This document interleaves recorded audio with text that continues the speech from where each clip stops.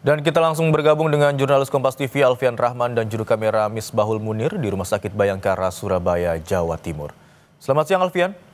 13 jenazah korban masih belum teridentifikasi. Lalu apa langkah dari tim DVI untuk mempercepat proses identifikasi?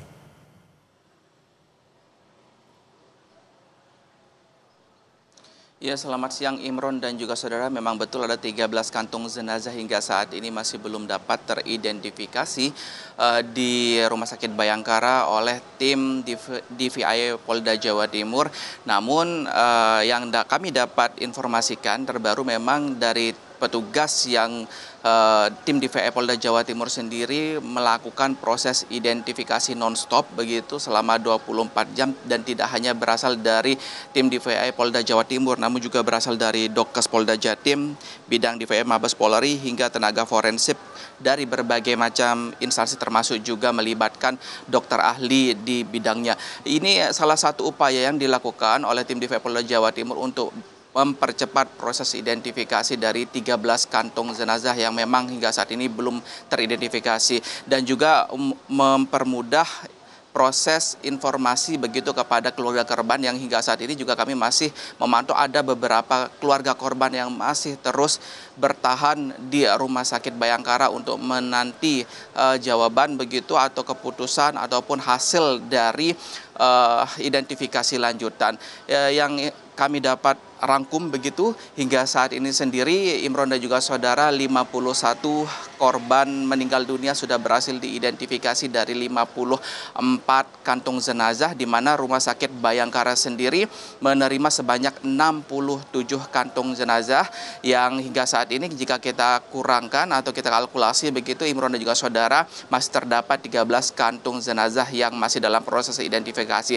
terutama untuk penambahan data pendukung lainnya. Ini tim DVI Polda Jawa Timur juga meminta keluarga korban untuk dapat memberikan data dokumen lain seperti foto maupun dokumen ijazah ataupun raport yang di situ terdapat sidik jari karena ini juga membantu proses identifikasi dan pencocokan data dari antemortem dan juga posko postmortem. Kendati memang demikian dari data tersebut juga tidak mudah karena mengingat saat ini sudah memasuki pekan kedua dari proses identifikasi sejak terjadinya pompes rubuh tersebut sehingga yang berakibat begitu keadaan dari jasad memang tidak baik atau kurang baik seperti yang semula. Seperti itu Imron.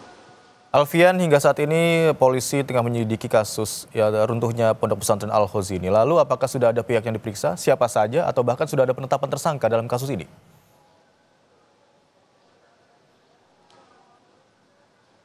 Ya, konfirmasi yang kami dapatkan dari Kabid Humas Polda Jawa Timur, Kombes Pol Julius Abraham Abbas menyebut memang setelah dinaikkan statusnya dari tahap penyelidikan menuju tahap penyidikan ada beberapa langkah atau upaya hukum yang dilakukan untuk menguak kasus ini seperti melakukan gelar perkara dan juga memeriksa sebanyak 17 saksi yang memang diantaranya merupakan juga dari keluarga korban. Namun kepada awak media ini Kabid Humas Polda Jawa Timur juga menekankan bahwa penanganan kasus hukum untuk kasus tragedi Pondok Pesantren rubuh ini memang tidak tergesa-gesa dan berhati-hati.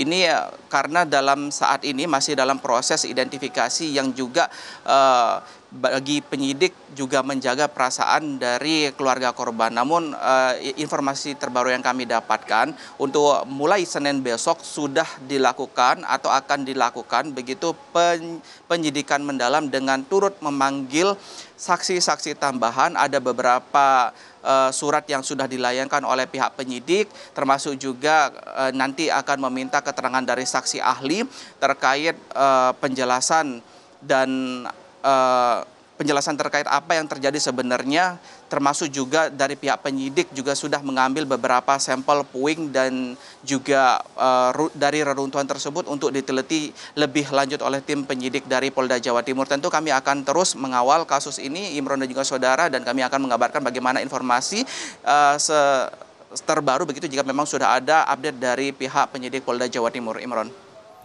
Baik, hingga siang hari ini ada 51 jenazah yang sudah teridentifikasi, sementara itu 13 korban atau jenazah lainnya masih dalam tahap proses identifikasi. Terima kasih atas laporan Anda, jurnalis Kompas TV Alfian Rahman dan juru kamera Misbahul Munir.